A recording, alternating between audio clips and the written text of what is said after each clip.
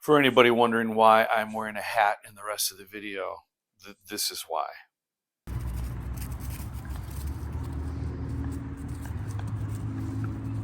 Okay, you want me to throw the ball? Hey, what's up, baby? All right, let's go get the ball. Go get the ball. Hey friends, welcome back to the channel. Now this isn't an unboxing or a book review or anything like normal. This is sort of just a show and tell. It is a book that I did unbox a while ago that I never got around to sharing with you, but it is such a favorite of mine. I think it deserves a little bit of attention, at least as much as I can give it. Now, if you've read the title of the video, you already know what it is. It's This Book is Full of Spiders. Seriously, Dude, Don't Touch It by Jason Pargin. This is book 2 of the 4 to date John Dies at the End books. There will be a 5th. I don't know when that's coming out, but I can't wait for it. Jason Pargin, I used to love his work when he was the editor at Cracked. Then I discovered he published a book through Cemetery Dance called John Dies at the End. I didn't know about it until Cemetery Dance did it. And that's when he was writing under the name David Wong. So that was his pseudonym, but David Wong, John Dies at the End, Cemetery Dance put it out there, and that's where I discovered, oh my God, the same guy who writes for Cracked that I read addictively did a novel. I've got to check it out. And at the time, I was a Cemetery Dance super fan, had to get it, and loved it. Loved it. It was just one of those books that hit a sweet spot with me, and it was an instant favorite. And then he came out with This Book is Full of Spiders, which is a sequel, which I think is a tighter novel. My understanding is John Dies at the End was a series of webisodes. David Wong, Jason Pargin was writing it in a series of installments, and it was sort of disconnected, but it had its own audience following along as he wrote it. It's very brave, crazy, awesome way to do a first book.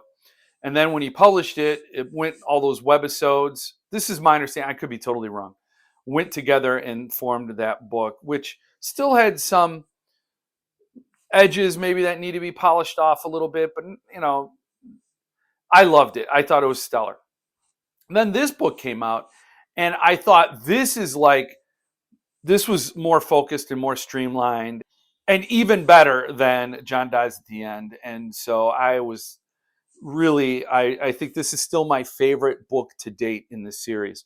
So when Midworld said they were doing John Dies at the End, and they gave a date and a time for when this would be released, I was there the minute it went live for pre-order and bought my copy because I was so sure this would sell out. John Dies at the End is, again, a 4-book series, but it is also a movie, and it has Paul Giamatti in it, directed by Don Coscarelli, who also wrote the foreword of this book. So I thought it'd have a lot more attention and a bigger fan base to just clear out this supply.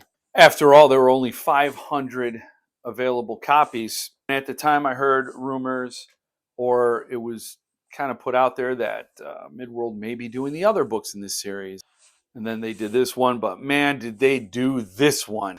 I think if you see that image alone, you get the sense of what this book is like and how it'll follow the adventures of John, Dave, and Amy as they take on events in Undisclosed, which I think is Carbondale, Illinois. I'm not sure where Undisclosed really is, but that's the town where John, Dave, and Amy live, and it's referred to as Undisclosed. He doesn't, David Wong doesn't want to disclose that information, and this was just something special, and I'm glad that Midworld did something special with it. So just like the other ones, limited to 500. Beautiful dust jacket art that I totally dig. But then when you take that dust jacket off, you got this. These boards are awesome, and it's on the back too. This is a book that is covered, full of spiders, but also, covered in spiders. And this bright yellow that I think is cool. It's it's got a lot of stopping power. Reminds me of Suntop's artist edition of Fahrenheit 451. The end papers are just as cool. Some color variations among the spiders. Signature page, and then interior art by Zoe Van Dijk. Dijk. I don't know how to say Zoe's last name, but I think this is a really spectacular edition, and I am beyond thrilled to have it. I can't wait to reread this series. I've read them all, and I want to read them through again in one go. Maybe I'll do that once the fifth book is released or announced. I'll start reading all the John Dies at the End books back to back. It could be an overdose situation. If you've read, this picture cracks me up all the time. If you've read John Dies at the End or the J Date series, as I call it, it could be an overdose situation. You could get too much of the soy sauce, of the crazy, of the extra dimensionality. And big bad boogeymen. But I'm willing to take that risk and take that ride again with with Dave, Amy, and John. And Joy now she's in the series. I think she came on in book 3, which is What the Hell Did I Just Read? And then the latest book is If This Book Exists, You're in the Wrong Universe. Now, I hope so hard that Midworld continues the series and does the other 3, the as yet unnamed 5th book.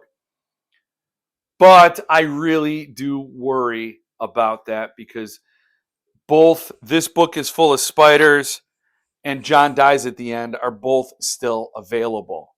And you can actually get them in a bundle deal with both books at $85 a pop. No, what is it? $95 a pop. So it's a slight discount. This Book Is Full of Spiders is $110, and I think John Dies at the End is $95. So you get about $10 off, or 25, whatever. I'm not mathing right now. Don't even try. Like, I know this is recorded, it exists, but don't even go back and do that. But you can get them both in a bundle deal, matching numbers. Only 21 sets remain, I believe. But that's good. If you've caught this video, if you're a Jason Pargin fan, if you love these books, you're right there. You're so close to just getting both of them at once. And then hopefully, because you believed in the books just as much as I did, Midworld can do the rest. I just worry that if these are sitting there, why would a publisher continue a series that isn't selling and they're just warehousing? So I just worry.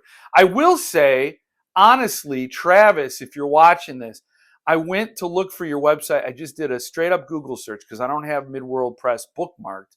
Because it's nothing personal. I got so many bookmarks that I just can't have everybody bookmarked. And then finding the bookmarks, they get buried. So I'm lazy. I just go to Google and I type in, sometimes I type in just the publisher's name. Your site did not come up. I typed in Midworld. And I'm like, okay, that's too vague. There's book series, Midworld. I typed in Midworld Press. Those search results on the first page, you should be like the first result that's not sponsored. You might have a sponsored, somebody's buying keywords and therefore bumping you out of your righteous, sponsor, your top spot. But beyond that, you should appear.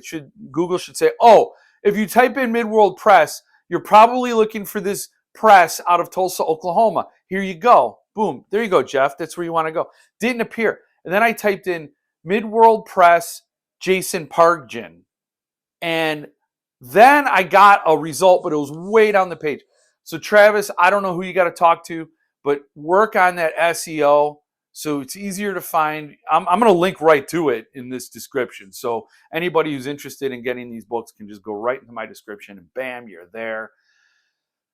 But I really love small presses and I want them to succeed. Any criticism I have is born out of love, unless you're Richard Chismar, and hope, in which case you deserve all the pain you get.